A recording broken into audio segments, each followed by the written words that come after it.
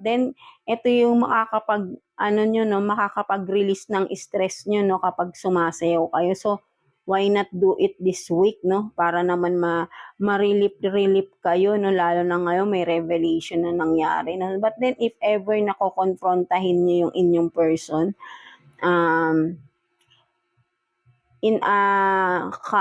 sa kalma na pag-uusap, no? Something like that. Wag mo uunahan ng galit kasi for sure, lalo lang niyang i-deny yan.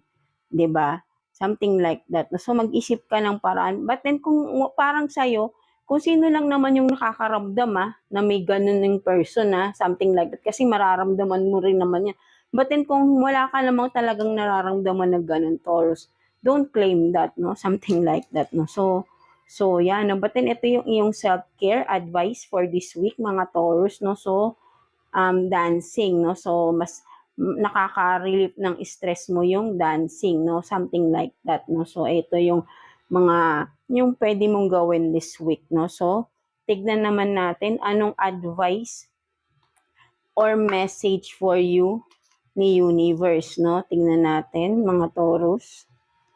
So, kuha tayo ng one card here. So, what is that? Boss up, no? So, yun nga, no? Kumbaga, ang boss up, no? Kumbaga, parang ang nakikita ko rito ay kung sakali man na ikaw yung Taurus na yun nga, may nararamdaman ka sa person mo, something na kakaiba, na parang meron siyang, may literal na may iba siya. Boss up, no? Kumbaga ay, huwag kang matakot, no? Kumbaga ay mag-stand up ka, no?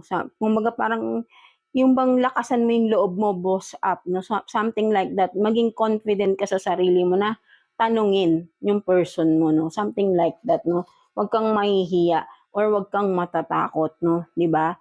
Na i-confront yung iyong act like a leader, no? Something like that, na hindi natatakot magsalita, no? Kumbaga, syempre, ibang klase yung issue, right? No? So, kailangan maging confident ka, no, while asking, no? Mag-usap kayo ng maayos, tanungin mo yung person mo. And for some of you naman, mga Taurus, sinasabi rito na you are a boss, no? You are a leader type, no? Sinasabi rito ni universe. Kaya, wag kayong be confident din, no, sa inyong sarili, no? Maybe sa inyong job or whatever it is, no? So, may character kayong ganito, no? So, you have this potential to be a leader, to be a boss, no? Something like that. Kaya, kung ano man yung ginagawa nyo, mga Taurus, right